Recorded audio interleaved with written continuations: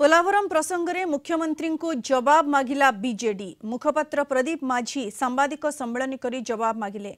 दिल्ली नीति आयोगर बैठक में पोलावरम प्रसंग न उठाइबा मुख्यमंत्री मनोभाव पोलावरम प्रकल्प को समर्थन करुवा दर्शाउछि। पोलावरम प्रकल्प हेले मालकानगिरी जिलार बहु ग्राम जलमग्न हेब। केंद्र जल संपद मंत्री सीआर पाटिल कहते पोलावरम प्रकल्प मार्च 2026 सुधा शेष हेब।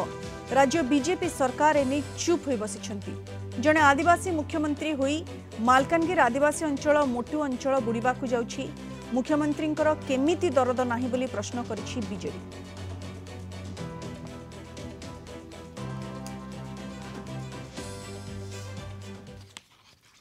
सम्मान्य मुख्यमंत्री पोलावरम प्रसंग उत्थान न करिबा बा आलोचना न करिबा ए संपूर्ण भावे मानसिकता को दर्शाउछि। सम्मान्य मुख्यमंत्री जे पोलावरम प्रकल्प को से समर्थन करुछंती।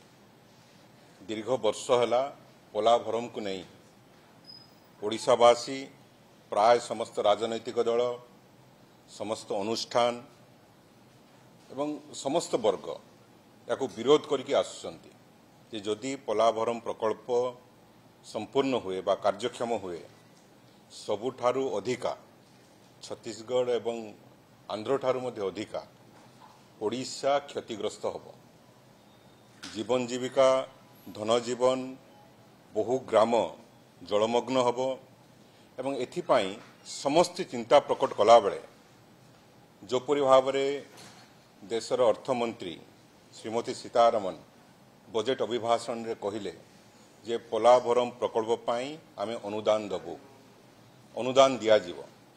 तत्संगे संगे 4 दिन तले देशर जल शक्ति मंत्री सीआर पाटिल निजर प्रश्नर उत्तर रे कहिसंती जे मार्च 2026 सुधा पोलावरम प्रकल्प को कौनसी उपाय मध्य कार्य शेष करा जाई आको कार्यक्षम करा जीवो।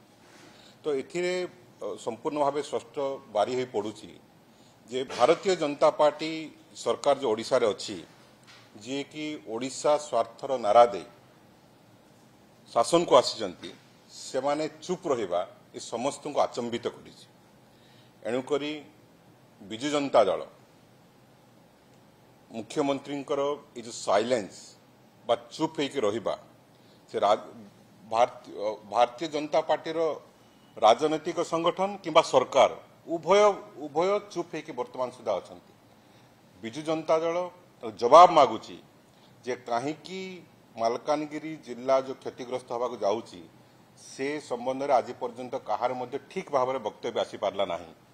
काहीकि याको विरोध करा जाउ नाही।